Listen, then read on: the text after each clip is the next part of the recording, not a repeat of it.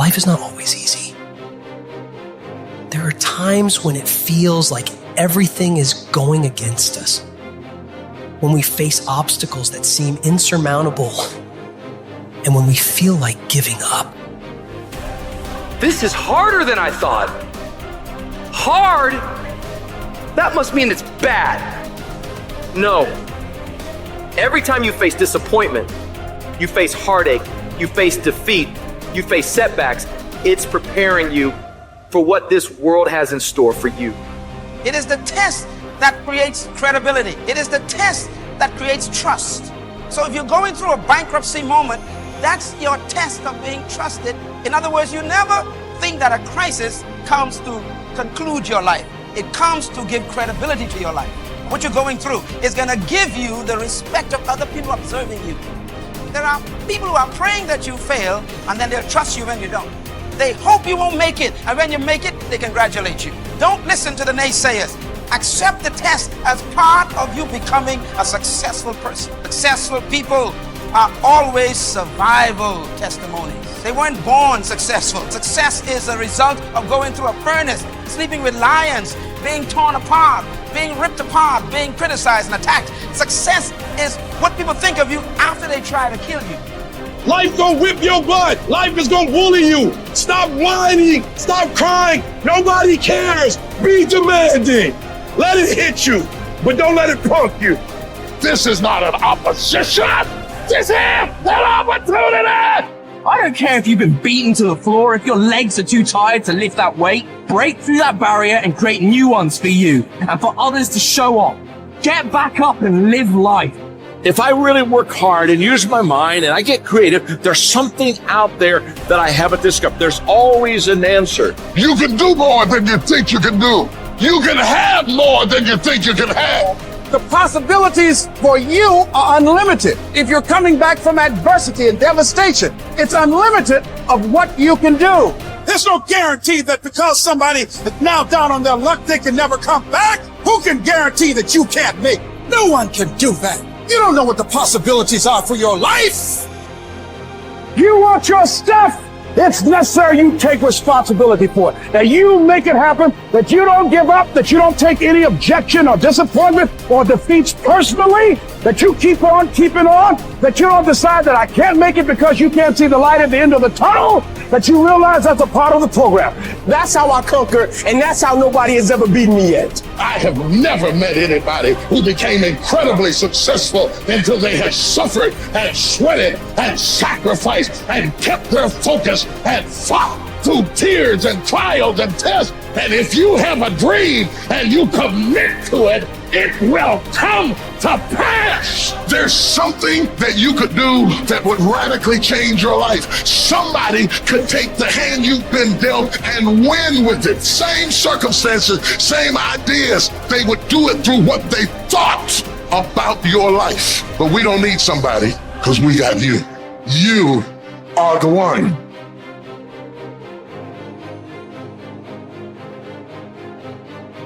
Remember then, that if you think the things which are by nature slavish to be free, and the things which are in the power of others to be your own, you will be hindered, you will lament, you will be disturbed, you will blame both gods and men.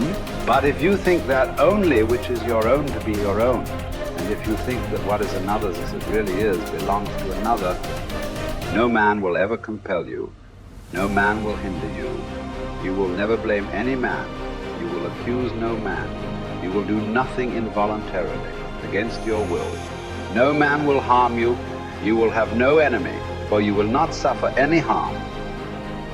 Now is the time to get serious about living your ideals. How long can you afford to put off who you really want to be?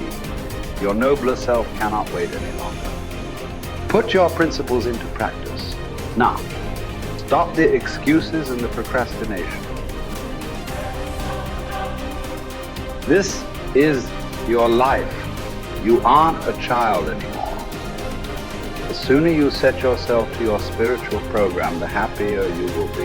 The longer you wait, the more you'll be vulnerable to mediocrity and feel filled with shame and regret, because you know you are capable of better. From this instant on, Vow to stop disappointing yourself.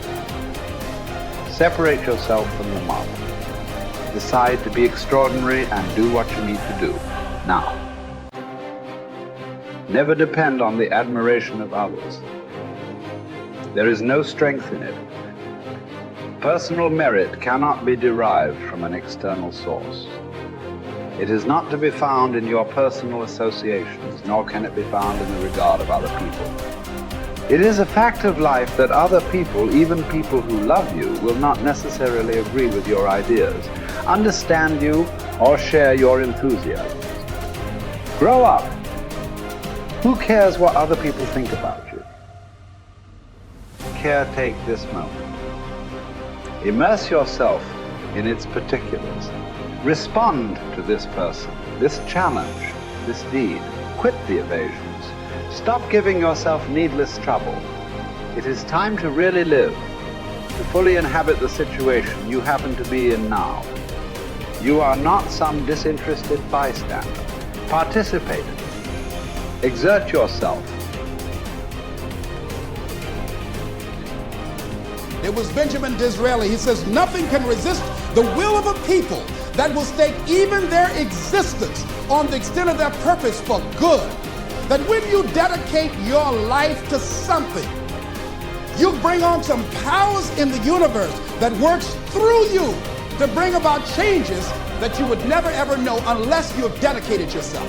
I'm reminded of a young guy who was on a bus, a little young fellow, and some kids were picking at him, some bigger guys, and they kept on thumping him on the head and hiding their hands. And so he got tired of them doing that, and he stood up so he would not be around them, out of their reach. And they took him and said, sit down. They set him down. And he stood back up and said, I don't want to sit down. They said, sit down. Didn't we tell you? And they pushed him back down. I don't want to sit down. They said, sit down. And they held him down. And he looked at him. He said, you might hold me down, but I'm standing up inside myself. And what we have got to do is know that there's something about you. There's something about us. There's a power in you that regardless of what happens to you, you can stand up inside of yourself.